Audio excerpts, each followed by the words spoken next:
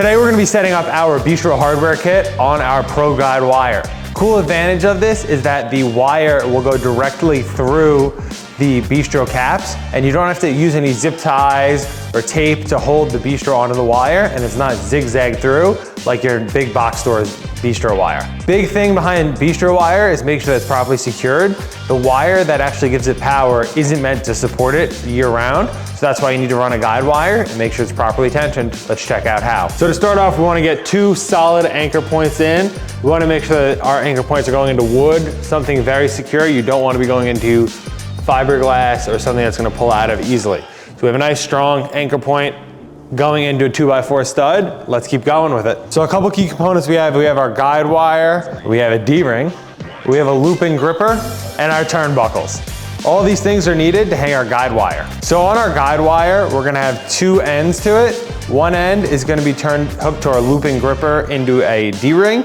The other end is going into our turnbuckle, which is gonna allow us to add tension to tighten up that wire. So using the arrows on our turnbuckle, we're gonna pull our guide wire through one side to make a loop. We're now gonna connect our D-ring to that, and this is gonna go up onto one of the eye hooks.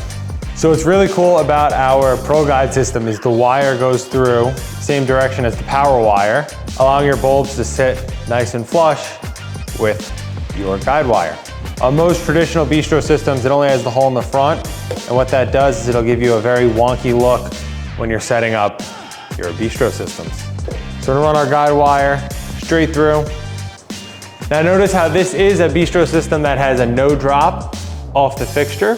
We also have one that does have a drop option. We'll show that to you now. So here's our Pro Guide system with our Bistro wire that has a drop.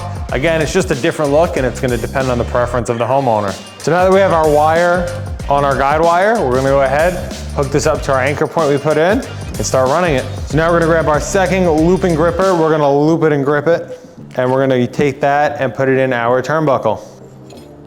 We're gonna hook it up on your eye ring, and we're gonna take our looping gripper and we're gonna get this wire as tight as we can by hand. So now we have our turnbuckle, and we're just gonna turn it to create tension on our wire, and it's gonna pull out any of the excess slack that's on it.